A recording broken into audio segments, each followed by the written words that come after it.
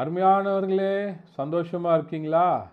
இந்த நாள்லேயும் ஒரு அற்புதமான கர்த்தருடைய வார்த்தை நான் சொன்னால், பிலிப்பியருக்கு எழுதின நிருபம் 2ஆம் அதிகாரம் 8வது வசனம் இப்படியாய் சொல்லப்படுகிறது. அவர் மனுஷகுமாரனாய் காணப்பட்டு மரண பரியந்தம், அதாவது சிலுவையின் மரண பரியந்தம் கீழ்ப்படிந்தவராகி தம்மை தாமே தாழ்த்தினார் என்று சொல்லி இயேசு கிறிஸ்துவை பற்றி சொல்லுகிற வார்த்தைகளை பார்க்கிறோம். இயேசு மனுஷகுமாரனாக இருந்தார், பிதாவாகிய தேவனுடைய குமாரனாக இருந்தார், அவரும் தெய்வமாக இருக்கிறார். பிதா, குமாரன், பரிசுத்த ஆவியானவர் நமக்கு ஆண்டவராக இருக்கிறார்கள். ஆனால் ஆண்டவர் மனுஷனாக இந்த உலகத்தில் இயேசு வந்தபோது சிலுவையின் மரண பரியந்தம் தம்மை தாழ்த்தினார் என்று சொல்லி பவுல் இங்கே குறிப்பிடுகிறதை பார்க்கிறோம்.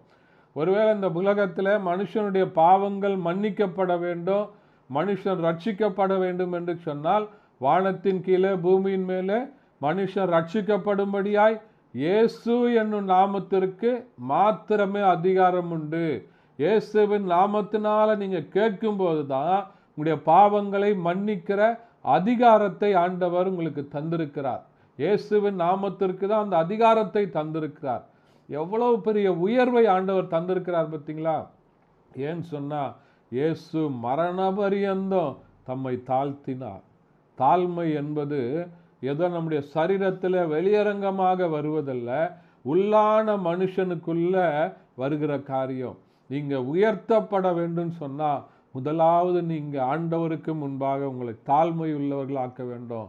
எப்படி தாழ்த்தணும்னு சொன்னால், ஆண்டவரே, எனக்கு இருக்கிற எல்லாமே, என்னுடைய மேன்மைகள், என்னுடைய படிப்பு, என்னுடைய ஆஸ்தி, அந்தஸ்து, செல்வாக்கு, எனக்கு இருக்கிற எல்லா மேன்மையும் உமக்கு முன்பாக ஒன்றும் இல்லை ஆண்டவரே. உமக்கு முன்பாக அவைகள் ஒன்றுமே இல்லை. எனக்கு இருக்கிற எல்லா மேன்மையும் நீங்கள் கொடுத்தது. உங்களால் அன்றி என்னால் ஒன்றும் செய்ய முடியாது ஆண்டவரேன்னு சொல்லி ஆண்டவருடைய சமூகத்தில் போய் உங்களை நீங்கள் தரைமட்டுமாய் தாழ்த்தும் போது நிச்சயமாகவே ஆண்டவர் உங்களை உயர்த்துவதற்கு அவர் உண்மையுள்ளவராய் இருக்கிறார். உயர்வுக்கு முன்னானது தாழ்மை. உங்களை தாழ்த்தும் போது, ஆண்டவருடைய கரத்தில் உங்களை அப்படியே அர்ப்பணித்து ஒப்பு கொடுக்கும்போது ஆண்டவர் உங்களை கொண்டு பெரிய காரியங்களை செய்வார். இந்த வசனத்தை விசுவாசிங்க, ஆண்டவர் உங்களை ஆசீர்வதிப்பார். God bless you.